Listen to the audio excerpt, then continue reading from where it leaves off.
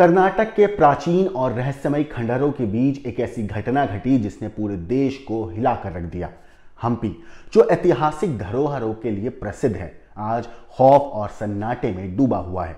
एक रात, एक सुनसान झील और एक भयानक वारदात जिसने इंसानियत को शर्मसार कर दिया।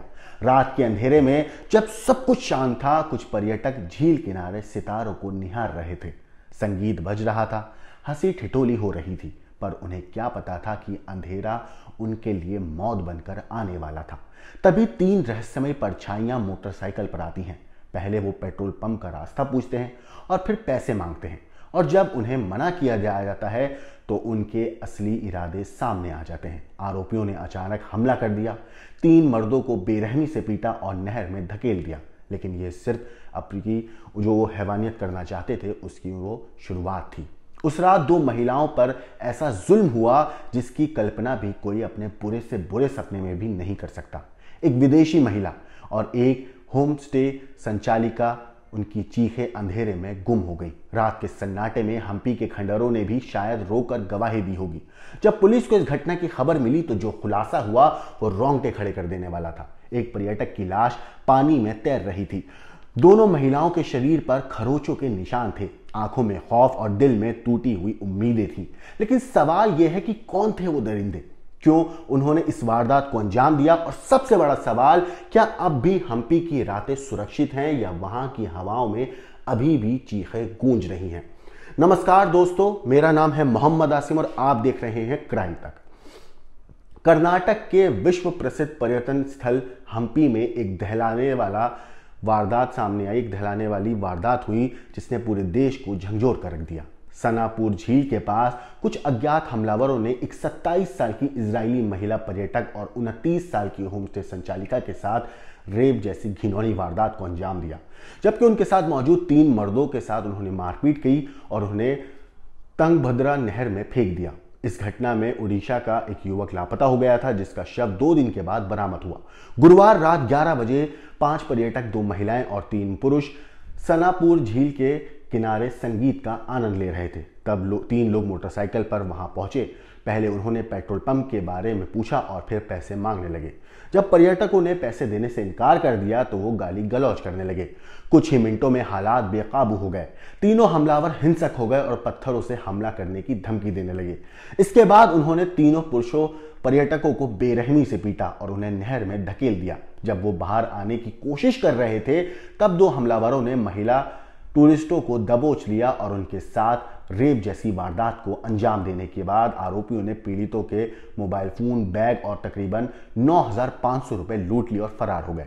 3 मर्दों में से 2 गंभीर रूप से घायल हुए, जबकि ओडिशा का एक युवक लापता हो गया। शनिवार सुबह उसका शव झील में तैरता मिला। घटना के बाद पुलिस हरकत में आई।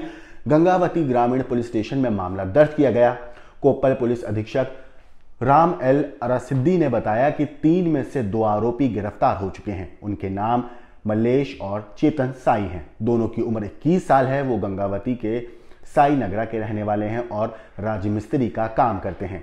तीसरे आरोपी की तलाश जारी है। घटना ने कर्नाटक की कांग्रेस सरकार को कटघरे में भी खड़ा कर दिया। विपक्षी भाजपा ने राज्य सरकार की कड़ी आलोचना करते हुए कहा कि महिलाओं की सुरक्षा पर ध्यान नहीं दिया जा रहा है और अपराधियों के हौसले बुलंद हैं।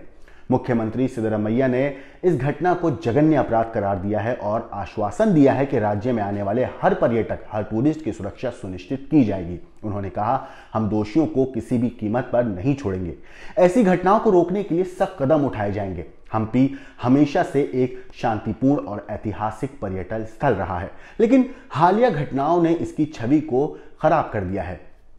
इस वारदात के बाद पर्यटन से जुड़े व्यवसायियों और स्थानीय प्रशासन पर सुरक्षा व्यवस्था मजबूत करने का दबाव बढ़ गया है। अब बड़ा सवाल यह है कि क्या सरकार इस घटना के सबक सीखेगी और कोई ठोस कदम उठाए जाएंगे, या ये भी एक और दर्दनाक केस बनकर फाइलों में दब जाएगा। आपको बता दूं कि घटना गुरुवार रात 11 बजे उस वक्त हुई जब रात का खाना खाने के बाद होमस्टे संचालिका, 29 साल की एक महिला, इजरायली नागरिक और 3 पुरुष पर्यटक जो टूरिस्ट थे, 3 मर्द, वो सनापुर झील के पास तुंगभद्र नहर के किनारे बैठकर गिटार बजाते हुए संगीत का लुत्फ उठा रहे थे। इतना ही नहीं, पुरुष पर्यटक में से एक अमेरिका से थे, जबकि अन्य उड़ीसा और महाराष्ट्र के रहने वाले थे। पुलिस के अनुसार अपनी शिकायत में होमस्टे संचालिका ने आरोप लगाया है कि जब वो संगीत सुन रहे थे तो तभी मोटरसाइकिल पर सवार होकर 3 लोग उनके पास आए और पूछा कि उन्हें पेट्रोल कहां मिलेगा। जब उन्होंने बताया कि आसपास कोई पेट्रोल पंप नहीं है तो आरोपियों ने उनसे 100 रुपए मांगे। शिकायतकर्ता ने एफआईआर में कहा कि होमस्टे संचालिका उन्हें नहीं जानती थी, इसलिए उसने उनसे कहा कि उनके पास पैसे नहीं हैं। जब मर्दों ने, जो तीनों लोग आए थे, बार बार जोर दिया तो उड़ीसा के पुरुष पर्यटक ने में से एक ने उन्हें 20 रुपए दे दिए। इसके बाद वो तीनों लड़के जो मोटरसाइकिल पर आए थे उन्होंने कथित तौर पर बहस करना शुरू कर दिया और पत्थर से उनके सिर पर वार करने की धमकी दी। पुलिस के एक वरिष्ठ अधिकारी ने यह भी बताया है कि जब महिला ने और पर्यटकों ने उन्हें रुपए देने से इनकार कर दिया तो कन्नड़ और तेलुगु बोलने वाले आरोपियों ने उनके साथ दुर्व्यवहार किया, जो तीनों लोकल थे बाइक सवार। अधिकारियों ने कहा कि इसके बाद उन्होंने तीनों पुरुष पर्यटकों को नहर में धक्का दे दिया और महिला और इजराइल के पर्यटक के साथ कथित तौर पर रेप जैसी घिनौनी वारदात को अंजाम दिया। शिकायत के अनुसार आरोपियों ने होमस्टे संचालिका की पिटाई भी की, इससे वो गंभीर रूप से घायल हो गई और उसका बैग भी छीन लिया गया और 2 मोबाइल फोन और तकरीबन 9,500 रुपए नकद छीन लिए गए।